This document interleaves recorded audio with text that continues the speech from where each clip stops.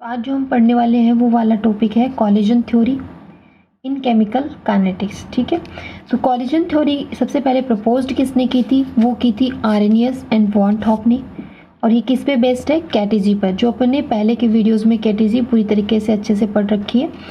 It is applicable for biomolecular gases reaction, ऐसे reactions जो क्या हो, बायोमोलिकुलर हो गैस, उनके अंदर उन रिएक्शन के लिए क्या होती है? कैपेबल या एप्लीकेबल होती है। सेकंड जो इसके अकॉर्डिंग क्या होता है कि कॉलिजन थ्योरी के अकॉर्डिंग कुछ पॉइंट्स हैं वो देखिए।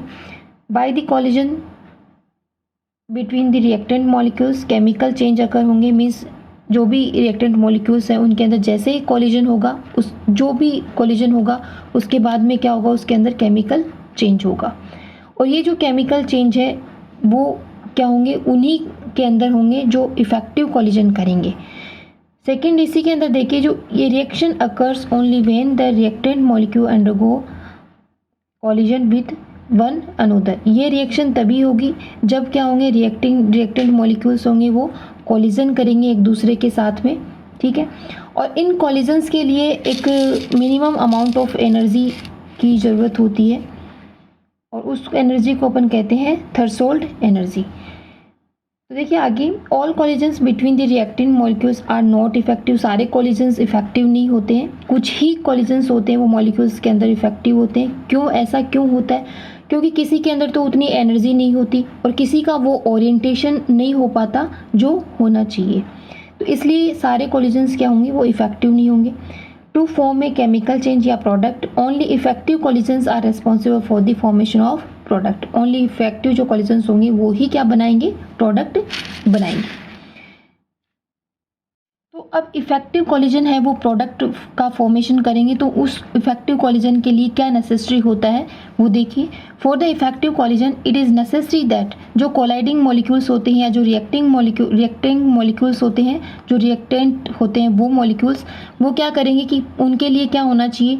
आर इन प्रॉपर ओरिएंटेशन उनके लिए प्रॉपर होना चाहिए with A sufficient kinetic energy at the time of collision. Means जिस टाइम पे वो कॉलिजन कर रहे हैं उस टाइम पे उनके अंदर एक सफिशिएंट अमाउंट ऑफ एनर्जी होनी चाहिए, जो क्या है? Kinetic energy.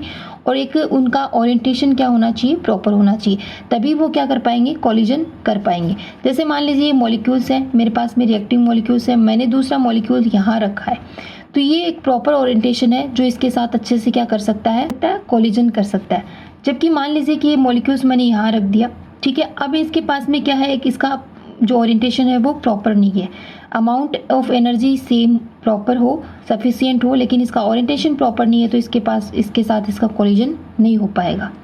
ठीक है, नेक्स्ट देखिए, the minimum amount of energy that must be processed by reacting molecules to make collision effective is called threshold energy.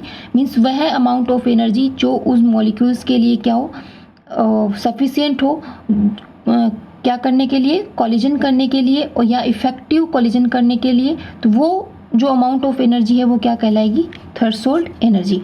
मान लीजिए कि इस तरीके से अपन एक बनाते हैं इसको, तो इसमें देखिए ये मान लीजिए कि इसकी थ्रेशोल्ड एनर्जी है और ये रिएक्टेंट मॉलिक्यूल्स हैं और यहाँ पे प्रोडक्ट है। ठीक है, अब इसमें क्या होगा कि जो ये अमाउंट ऑफ एनर्जी होगी इसके अंदर, ये क्या होगी? थ्रेशोल्ड एनर्जी होगी, जिससे जो भी रिएक्टेंट मॉलिक्यूल्स होंगे वो क्या बनाएंगे? प्रोडक्ट बनाएंगे।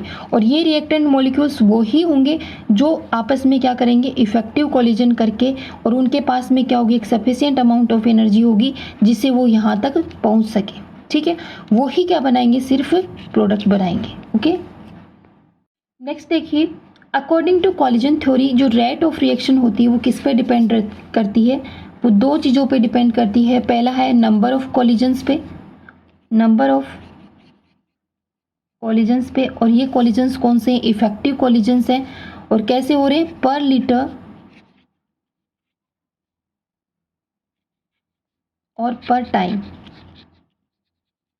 ठीक है, सेकेंड जो पॉइंट है वो किस पे डिपेंड करेगा? रेट ऑफ रिएक्शन वो क्या है? वो है पार्ट ऑफ इफेक्टिव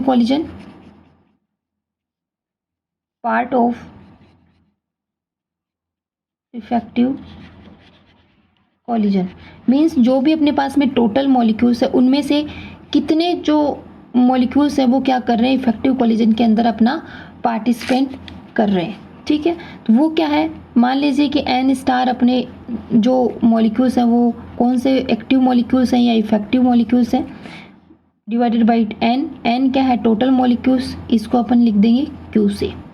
तो ये क्या है, नंबर ऑफ एक्टिव मॉलिक्यूल जो इफेक्टिव कॉलिजन करेंगे, और ये क्या है, एन टोटल मॉलिक्यूल, जो भी अपन ने मॉलिक्यूल्स या रिएक्टेंट लिए हैं वो क्या है, टोटल, उसमें इफेक्टिव नॉन इफेक्टिव सारे के सारे आ जाएंगे, ठीक है। तो देखिए अपन एक बाई मोलिकुलर गैसेस रिएक्शन लिखते हैं, बाई मोलिकुलर गैसेस रिएक्शन, जिसमें ए और बी हैं वो क्या बना रहे हैं, प्रोडक्ट बना रहे।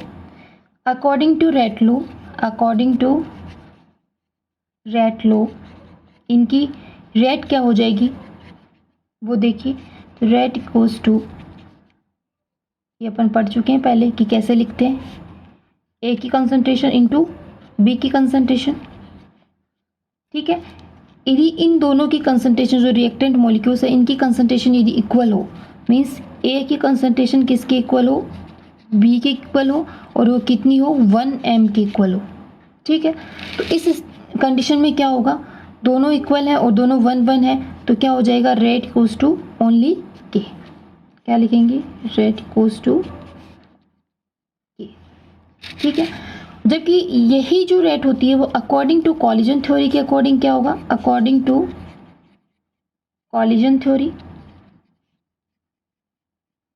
किस पे डिपेंड करेगी रेट, अभी बताया कि टोटल नंबर ऑफ कॉलिजन्स पर लीटर पर time into part of effective collision. तो क्या लिखेंगे, टोटल नंबर ऑफ कॉलिजन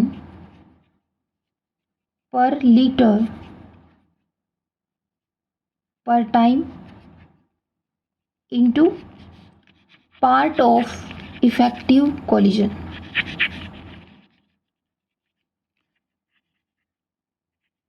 ठीक है, जिसको अपन ने Q से लिखा और इसको अपन लिखेंगे Z से। तो रेट इक्वल्स टू क्या हो गया, Z इंटू Q। ये इक्वेशन 1 मान लीजिए और ये इक्वेशन 2। फ्रॉम इक्वेशन 1 एंड 2 क्या होगा, तो इसके अंदर देखिए राइट लेफ्ट हैंड साइड यदि इक्वल है तो राइट हैंड साइड भी क्या हो जाएगा, इक्वल हो जाएगा। तो K इक्वल्स टू क्या आएगा, Z इंटू Q, और Q क्या लिखते हैं अपन, N star divided by N, means जो नंबर ऑफ एक्टिव मॉलिक्यूल्स है divided by total number of molecules, और ये किसकी इक्वल होता है, E2 की power minus EA upon RT। E क्या है, एक्टिवेशन एनर्जी, R क्या है, गैस कांस्टेंट, और T क्या है, टेम्परेचर। तो इसकी जगह अपन क्या लिख सकते हैं, E2 की power minus EA upon RT। तो K equals to Z E2 की power minus EA upon RT, ठीक है। अब Z को भी अपन अलग अलग वे में लिख सकते हैं, Z11 हो सकता है या Z12। इसका मतलब क्या है कि जो भी कॉलिजन कर रहे हैं मॉलिक्यूल्स वो क्या है, सेम हो, जैसे ए कर रहे हों या बी कर रहे हों वो, और इसके अंदर क्या है, जो भी मॉलिक्यूल्स वो कॉलिजन कर रहे हैं वो डिफरेंट हो, मीन्स जैसे ए और बी मॉलिक्यूल्स क्या कर रहे हो, कॉलिजन कर रहे हो, ठीक है। तो इस इक्वेशन को अपन किस तरीके से लिख सकते हैं वो देखिए, K equals to Z11 E2 की power minus EA upon RT, like molecules के बीच में कॉलिजन और अनलाइक मॉलिक्यूल्स के बीच में कॉलिजन, वो देखिए किसको कैसे लिखेंगे, K equals to Z12 E2 की power minus EA upon RT, ठीक है।